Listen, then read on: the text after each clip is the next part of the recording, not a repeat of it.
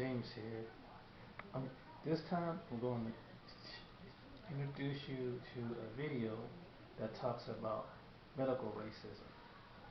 Um, Medical racism as far as how it affects African Americans at start, but it also affects other people as well who are non-white.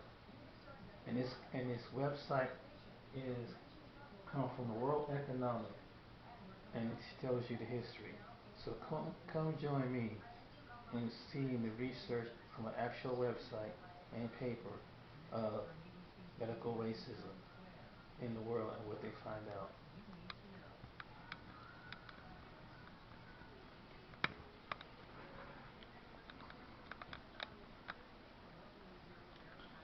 The brief history of racism in healthcare. I don't know if you can see that or not. From the World Economic Forum. In the U.S., in UK, and elsewhere, COVID-19 is hitting the black, according to the World Ethnic Minority Groups, hardest. That's what they say. The renewed focus on racism in healthcare. In the 19th century, blacks people were seen as racially different, which was used to justify discrimination. This is according to this website. It also mentioned in the 20th century, medical racism became more systematic, for example, with black people not informed of the true nature of some experiments. Today, medical algorithms are accused of racism systematically. Housing inequalities continue to create bad health outcomes. And it says if you're black or Latino in the U.S., you're almost twice as likely to die from COVID-19. This according to the New York Times and data from American Centers for Disease Control, CDC. The numbers reveal Native Americans are more likely to be hospitalized with the condition than any other groups. This is what they say. This is a whole on World Forum. In the UK, similar story shows figures that black people are 1 in 9 times more likely to die from COVID than white people. In France, in France, infection rate data is not collected by ethnicities, but trends are believed by some medical experience to be similar. Listen to that. In France, they don't collect by ethnicities, but the UK and the United States do.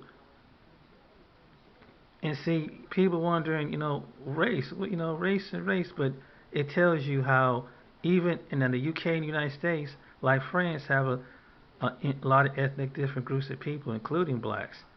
But here goes on, our article goes on to say that these patterns are drawn attention to long-standing health inequalities faced ethnic groups, from HIV to AIDS to cancer to prenatal care and even amputations. Black people, indigenous people of color, elsewhere in America. Goes to show you the inequalities from decades and centuries and how they develop, and how they differential from the myth of black people have different or inferior bodies. This is a racial difference between black people between different or inferior bodies. This is historically. And this is so they base it on this. They say according to them, Latinos at 73% case by 10,000 per people, 62% according to them, all 38% and 23% is white people. This is what they claim on this. Um, and this is the historical part of.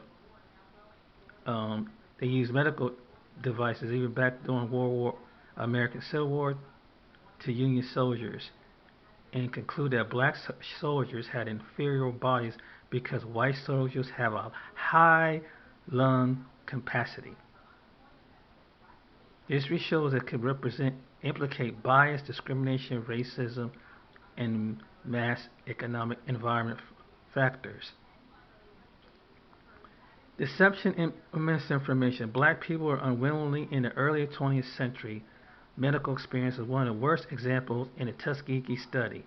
In 1932, researchers recorded 600 poor black men in Alabama for a syphilis study. Free blood tests, free treatment, and avert, except for 399 in the group who had syphilis were never treated, and they were observed until they died. But neither they nor their families were ever told about this. It goes on. Injustice is a long history. It wasn't until 1972 the study was exposed and it was finally shut down. So they did this experiment all the way till 1972. American provides another. This is in America. In 1951, Henrietta Lacks, a 30-year-old African American, was diagnosed in the hospital with aggressive form of cervical cancer. She was killed by the disease, but the cancer cells lived on. The culture mass scale became the Hyaletta cell line. This is important. Immortal cells were critical to medical breakthroughs to the polio vaccine, cancer treatments, IV. You can still buy them today, but they, without her family knowledge of consent, this was seen as medical racism. One hand, in the 1950s, it was common not to ask family members to their consent, whatever their race. But there was it was the only occasion in the 1970s when scientists went back to the children and researched them on them. But the moment I think race played a significant role, Lack's biography, Rebecca Shute, tells National Geographic. And this is in the 20th century, one of the biggest trends of medical global has been the use of computers and medical healthcare. But medical software can be racist. In 2019, the algorithm that helped manage healthcare for 200 million people in the U.S. was found to systematically discriminate against black people, according to research published and found in Science. And people self-identified as black was given low risk scores by computer than a white counterparts, leading to fewer referrals to medical care. The computer appeared to be fewer referrals to black people because of their care costs. On average, there's less than a year for a white patient, despite black patients being sicker. So they used the computer to discriminate when it came to giving other things done. This system also was over in the UK too, proportionally. The government must be transparent in how it addresses the same U.S. with African Americans. This was an article by The Guardian. The UK studied this. Also, it goes on to say that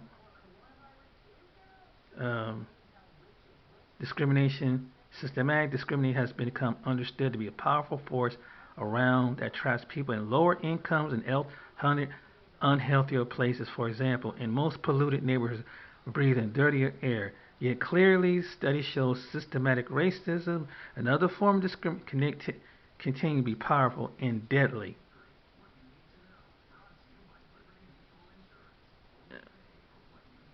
The world versus the virus. Okay. See. Okay. Let's see what something. Let's go back up here to the video. And this is the woman who on ending systematic racism.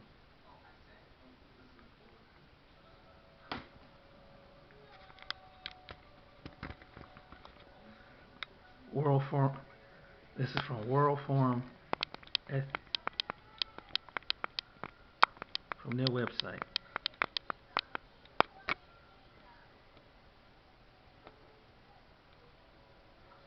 I'm going to play some of this, but not a whole version of this. But you can go to their website, and this is more video.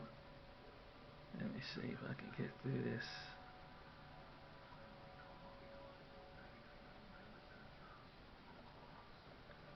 It's called Ending Systematic Racism. This surely begin.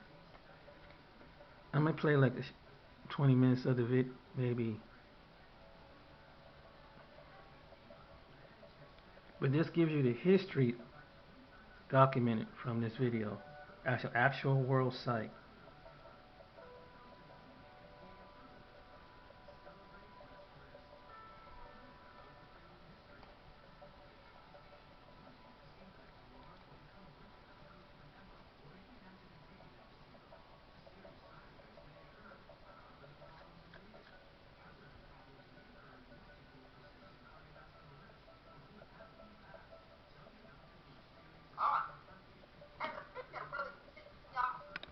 Excuse me. Excuse it. That's my.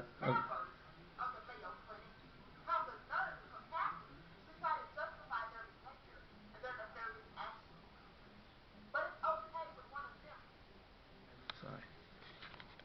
Sorry about that.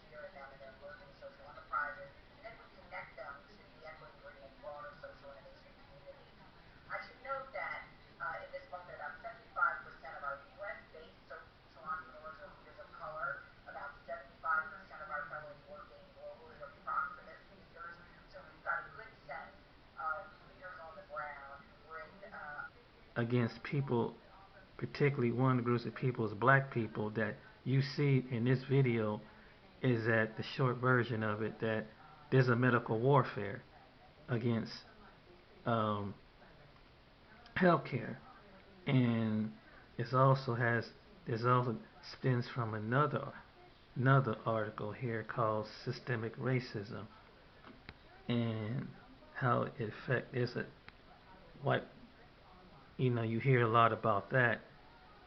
um, and let's see, uh, here's another topic about it, but this is a website that covers, that video is pretty long, so I don't want to bore you. But here's the one on systemic racism. Um, okay, let me see. And here's the breakdown. So it's called Economic Opportunities, Healthcare Disparity, Affecting Change, Cultural Enforcement, and Racism. Defining racism, access to leadership opportunities, access to justice, and mass incarceration. I'm going to do a video on the judicial system. On my next video, I'm going to do one on the disparities as far as sentencing guidelines and things like that.